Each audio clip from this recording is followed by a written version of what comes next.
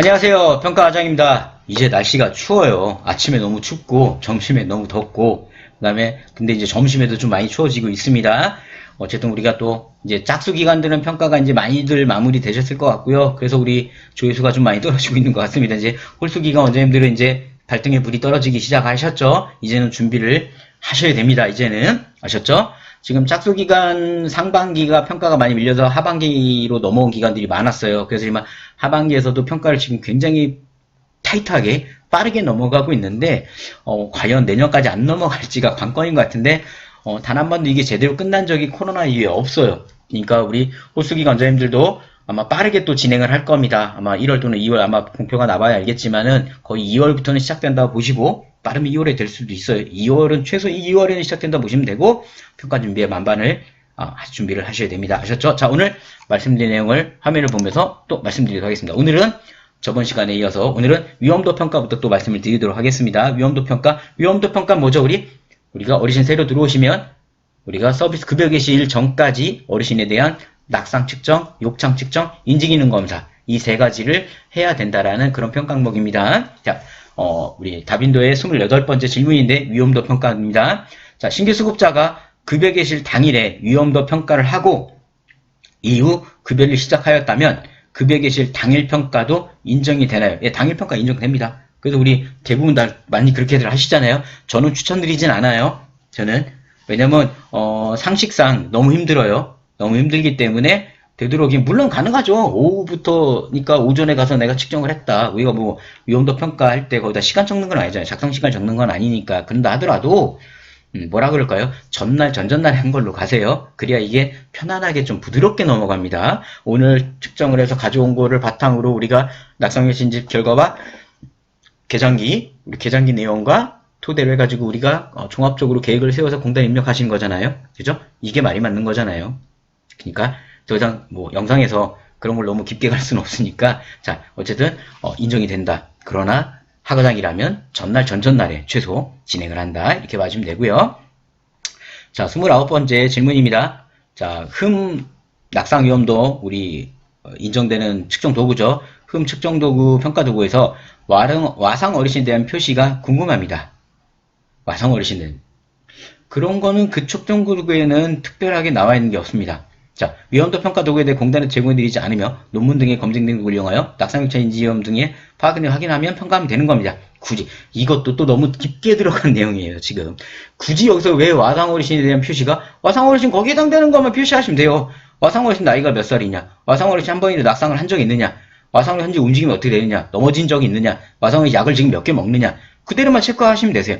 그게 와상이냐 아니냐 굳이 거기에 이 측정 도구에는 표시가 없습니다. 이 측정 도구는 공단에서 만든 게 아니에요. 그러니까 공단에서도 여기엔 개입을 못합니다. 따라서 이 질문은 제가 너무 깊게 들어가지 말란 말씀으로 종료를 하도록 할게요. 자, 다음 우리 30번째 질문입니다. 30번째 위험도 평가 내용이고요. 인증인은 평가 도구 시스트, CIST라고 합니다. CIST 그냥 편하게 시스트라고 하는데 MMS 이용해도 되나요? 이 질문도 많이 나왔고 지금 현장에 나가보면 이제는 시스트를 많이들 쓰세요. 근데 아시죠? 많은 얘기들이 나는데 시스트 너무 힘들다고. MMS는 쉽게 했는데 시스트는 쓸 것도 많고 할 것도 많고 말도 많고 그렇죠? 근데 이걸로 하라니까 하는 거죠. 자, 근데 이 내용을 보겠습니다. 이용해 MMS를 지금도 해도 되냐 이겁니다. 자, 결론은 제가 누님 말씀드렸습니다. 인정이 돼요. 따라서 CIST, 시스트 외에도 검증된 평가도구를 이용할 수 있습니다. 현재 MMS 적법한 사용 방법, 시스트 사용 전 교육 수강 여부에 대해서는 평가에서 사용될 사항이 아님을 안내해드립니다. 라고 말씀을 드리고 있죠. 평가에서는 그냥 검증된 도구만 이용하면 평가관들은 상관 안 하겠다라는 거예요. 공단에서는. 왜냐하면 이게 MMS가 저작권 문제가 나왔잖아요. 그러니까 보건복지부는 저작권에서는 나는 관여 안 할게. 너네가 알아서 해결해. 그 대신 우리가 시스트 만들어줬다? 그러니까 시스트 써. 만약에 그거에 저작권 니네가 해. 우리는 상관 안 해. 니네가 시스트 쓰든 MMS 쓰든. 근데 우리는 분명히 시스트 하라고 했어. 네, MMS 인정을 해줄게. 그 저작권은 니네가 해결해야 합니다. 따라서 우리가 MMS 하더라도 평가에서는 상관 안 합니다. 분명히 여기 나와 있어요. 저 같은 경우는 보통 시스트 수료증을 항상 갖고 있으라고 말씀을 드립니다. 평가한테 어필을 하라고.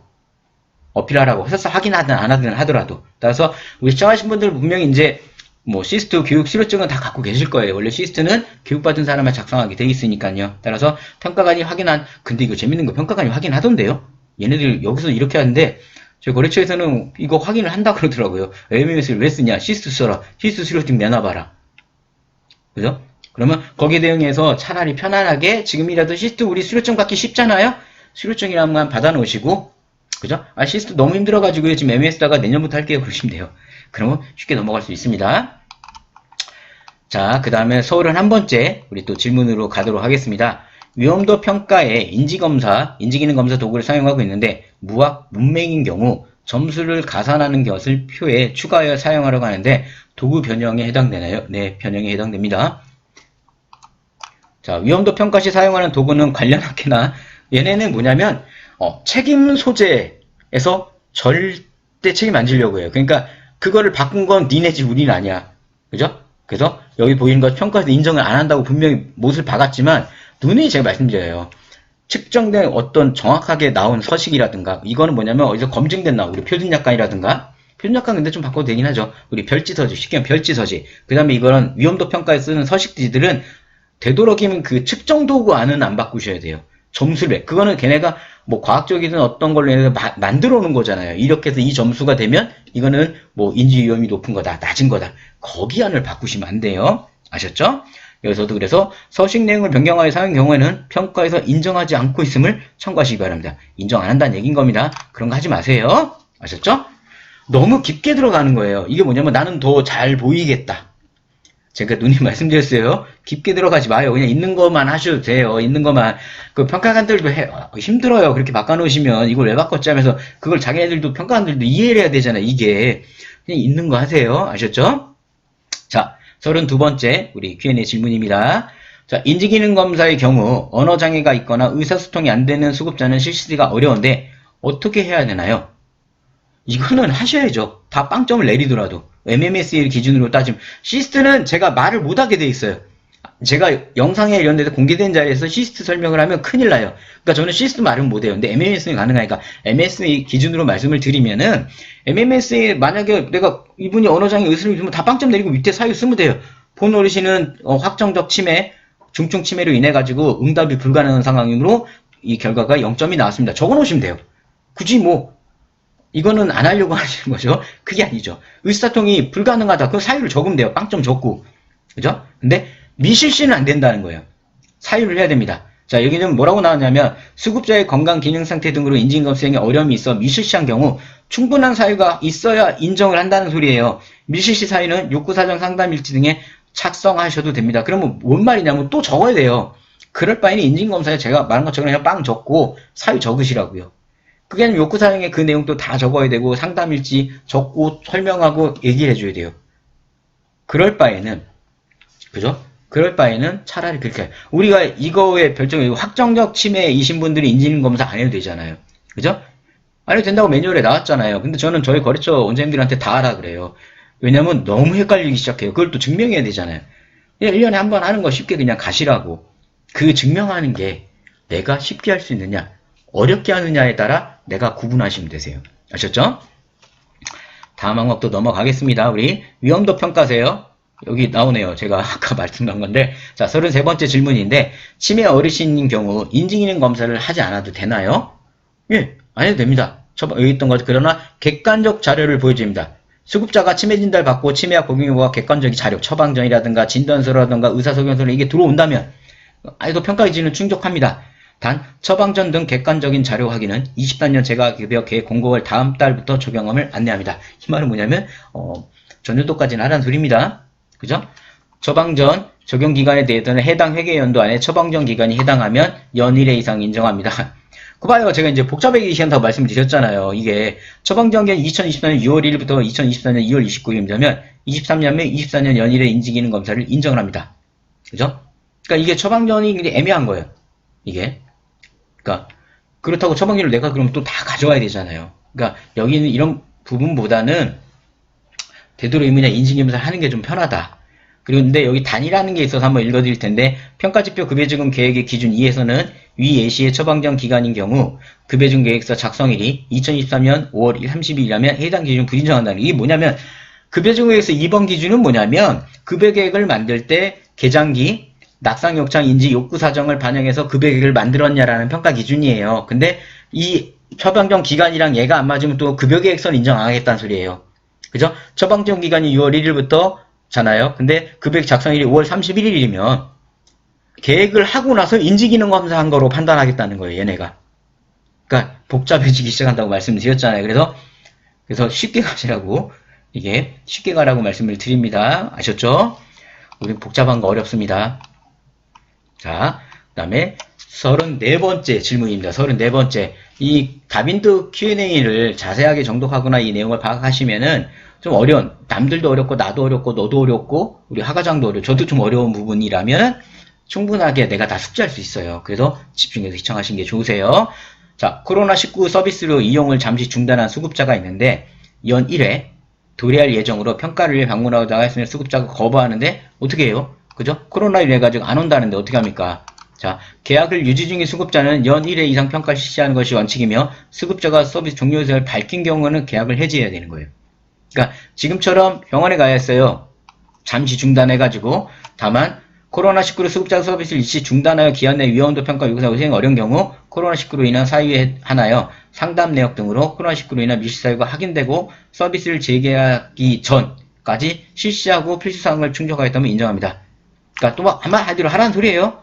안 하는 거 인정 안 한다는 겁니다. 그러니까 이게 뭔 말이냐면 예를 들어 이분이 병원에 입원해 있습니다. 근데 그때가 때마침 딱 365일 딱 됐어요. 해야 돼요. 근데 이분이 안 돼. 병원에 있어도 안 돼. 오지 마. 그러면 그거를 수급자 상담일지라든가 이런 걸 남기라 이겁니다. 남겨놓으면 그걸 인정해요. 그 대신에 이분이 이제 다시 서비스가 시작되면 그때 반드시 욕구 사정을 진행하라는 겁니다. 이거를. 그리고 여기서 뭐 365일 플러스 30일을 얘기했지만 그건 2020년까지고요. 23년부터는 연 1회 주기는 회계연도를 기준으로 적용함을 안내합니다. 라고 나오잖아요. 이 회계연도 기준도 맨날 질문이 나와요. 질문이 나오는 게 뭐냐면 사례 2번을 할게요. 2020년 7월 1일 위험도 평가하고 요구사항 실시하고 2021년 6월 30일 서비스 미용. 그래서 2021년 7월 14일 서비스를 개시했어요. 다시. 마지막 작성일이 2020년 7월 1일 320일 도에 만인 하면 21년 6월 30일이잖아요. 근데 이용이 병원에 있었어요. 서비스를 이용하였으므로 7월 30일까지 위험도 및 요구 실시에 인정한다는 거예요. 22년까지는 365일 플러스 30일을 적용하니까. 그죠? 근데 이거는 23년부터는 없었다고 말씀을 드렸습니다. 무조건 365일을 지키셔야 돼요. 이거는 지키셔야 되고 이런 부분은 이제 쉽게 생각하시면 복잡한 얘기가 많았는데 그냥 뭐냐면 360일 됐는데 욕구사항을 해야 되네? 그러면 병원에 입원한다고 하시면은 병원에 가가지고 360일 됐는데 어떡하지? 그러면 둘 중 하나 판단하시면 서비스 종료시키는 거 아니면 상담일지를 남기세요. 남기고 난 다음에 병원에서 나오셨을 때 바로 욕구사항이 진행해야 돼요. 급여 개시 전이니까 이거는 욕구사항에서 다시 남겨야 된다라는 거 그렇게 봐주시면 되세요. 복잡하게 가지 마세요. 아셨죠? 자, 방문상담관리입니다. 35번째 질문인데 방문상담관리에 포함된 내용입니다.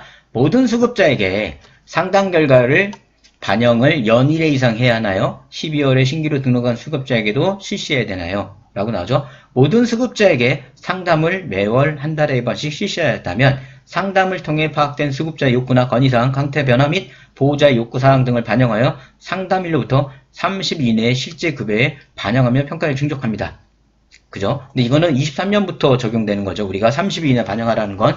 다만 수급자가 12월에 신규로 급여계획을 한 경우에는 상담이 상담 결과 반영할 수 있는 기간이 충족하지 않은 점을 고려하여 1월부터 12월까지 계약을 시작한 수급자 경우에 한해 12월까지 매월 방송을 시작하고 상담 결과에 따라 급여를 반영하는지를 확인합니다.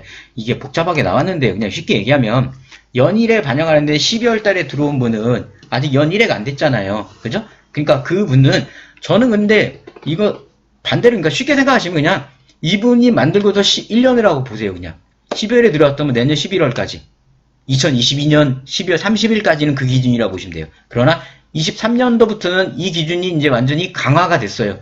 30일 이내에 반영해야 돼요. 그러니까 자 둘로 나눌게요. 23년 이후부터는 뭐 이분이 12월에 들어오든 1월에 들어오든 상관없이 만약에 반영을 해야 되는 사유가 발생이 됐다면 30일 이내에 가야 되는 거고요. 그것도 무조건 1년 회계 1년 안에 즉 365 그냥 쉽게 365일로 생각하세요. 그냥 해야 된다. 그렇게 봐주시면 되는 거고요. 2022년 12월 31일까지는 우리가 상담을 하고 1년 안에 즉 360일 안에만 반영을 하면 된다. 그런데 12월 달에 신규 들어오신 분은 그해 연도에 반영을 안 해도 인정을 하겠다.